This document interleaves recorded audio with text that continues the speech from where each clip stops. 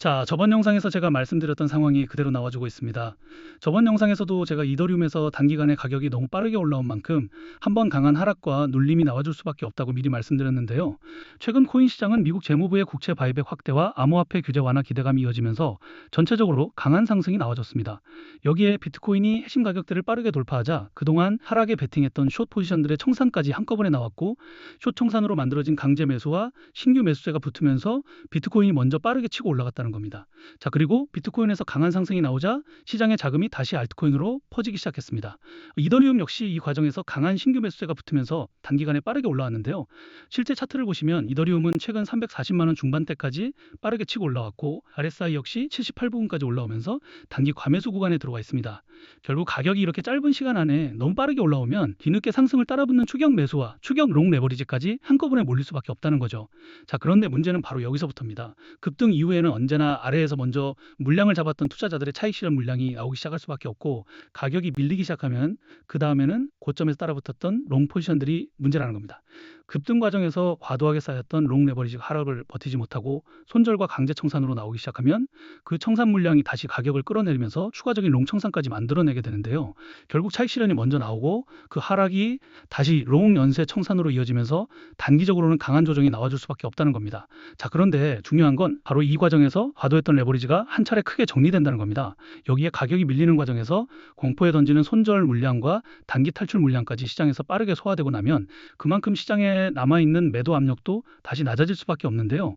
결국 급등 과정에서 만들어졌던 단기 과열과 과도한 레버리지가 한번 정리되고 나면 낮아진 가격에서는 다시 저가 매수세가 들어올 수 있는 환경이 만들어진다는 겁니다. 그리고 실제로 지금도 그런 흐름이 나오고 있습니다.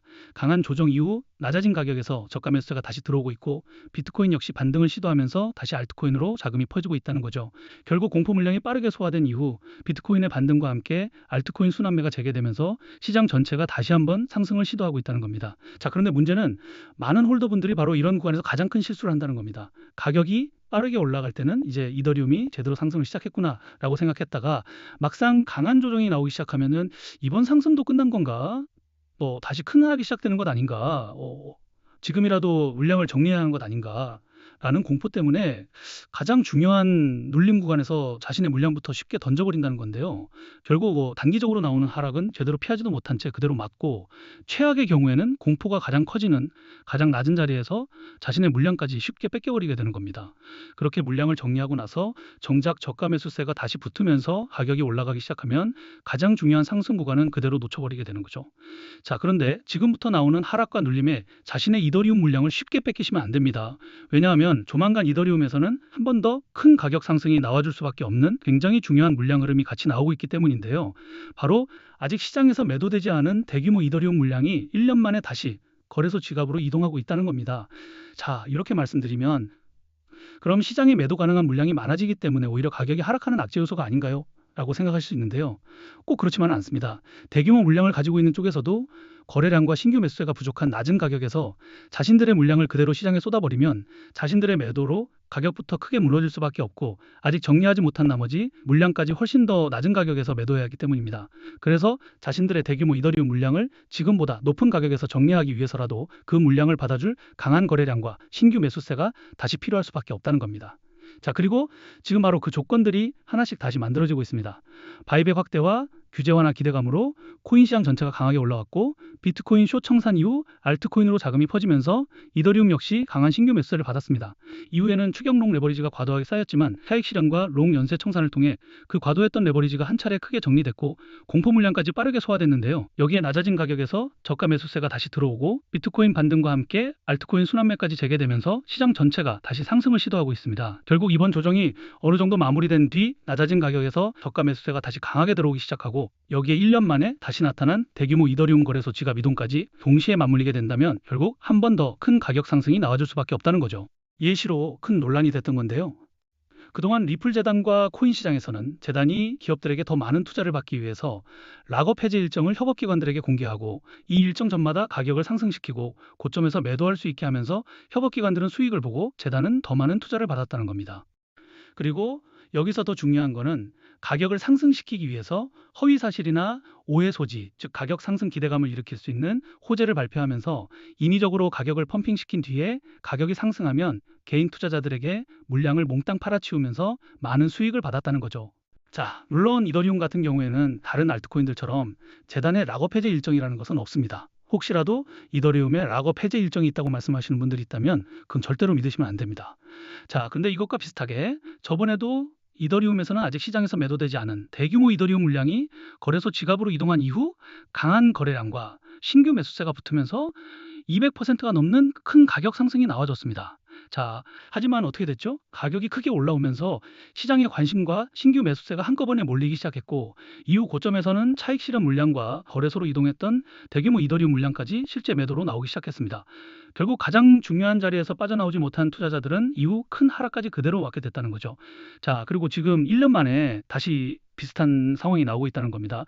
이번에는 바이백 확대와 규제 완화 기대감으로 코인 시장 전체가 강하게 올라왔고, 비트코인 숏 청산 이후 알트코인으로 자금이 퍼지면서 이더리움 역시 강한 신규 매수세를 받았습니다. 이후에는 추격 롱 레버리지가 과도하게 쌓이면서 차익 실현과 롱 연쇄 청산으로 강한 조정이 나왔지만, 바로 이 과정에서 과도했던 레버리지가 한 차례 크게 정리됐고 공포에 던지는 손절 물량까지 빠르게 소화됐습니다. 여기에 낮아진 가격에서 저가 매수세가 다시 들어오고 비트코인의 반등과 함께 알트코인 순환매까지 재개되면서 시장 전체가 다시 상승을 시도하고 있다는 겁니다. 그리고 바로 이 시점에 아직 시장에서 매도되지 않은 대규모 이더리움 물량까지 1년 만에 다시 거래소 지갑으로 이동하고 있다는 거죠.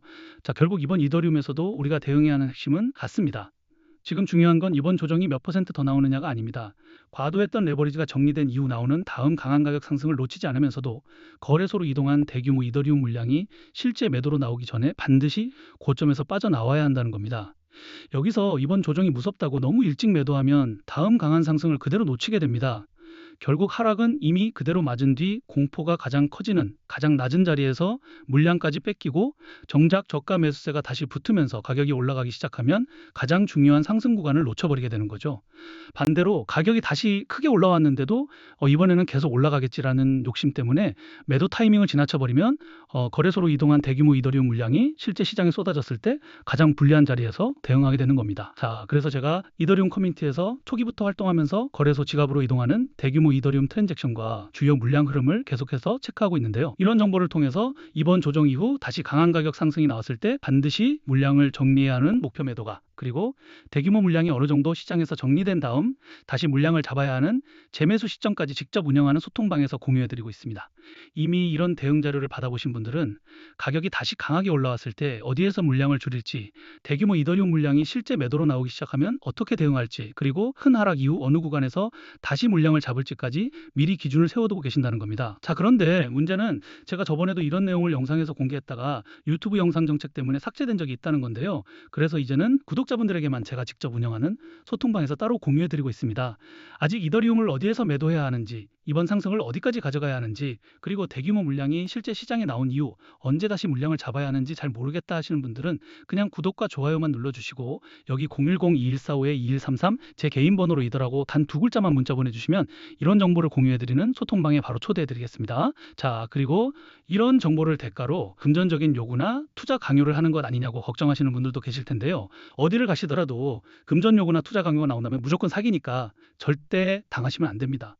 저는 그런 거 전혀 없고 구독자분들에게 무료로 정보를 공유해드리고 있으니까 편하게 확인해 보시면 됩니다. 자, 그래서 아직 어디에서 매도해야 할지 기준을 모르시는 분들은 이번에는 목표 매도가부터 반드시 미리 확인해 두셔야 합니다. 이번 조정이 나왔다고 공포의 가장 낮은 자리에서 먼저 빠져나오는 것도 아니고, 반대로 다시 가격이 크게 올라왔을 때 끝없이 올라갈 거라는 욕심으로 버티는 것도 아닙니다. 다음 강한 상승은 최대한 가져가되 거래소로 이동한 대규모 이더리움 물량이 실제 시장에 쏟아지기 전에 고점에서 빠져나오는 것. 결국 이번 대응의 핵심은 여기에 있습니다. 다음 강한 상승이 실제로 나와줘도 가장 중요한 매도 타이밍을 놓쳐버리면 그 상승은 아무런 의미가 없어집니다. 상승은 제대로 가져가지 못한 채 이후 큰 하락만 그대로 맞는 상황. 이번에는 같은 실수를 반복하시면 안 됩니다. 그리고 이런 정보들은 확인하는 데 비용이 드는 게 아니고 소통방에서 무료로 확인할 수 있기 때문에 제가 자신 있게 말씀드리고 있는 거예요. 대신 그 정보가 여러분들의 투자에 조금이라도 도움이 됐다면 채널 성장을 위해서 구독과 좋아요만 눌러주시면 좋을 것 같습니다. 자, 그럼 오늘 영상은 여기까지고요. 영상 끝까지 봐주셔서 감사합니다.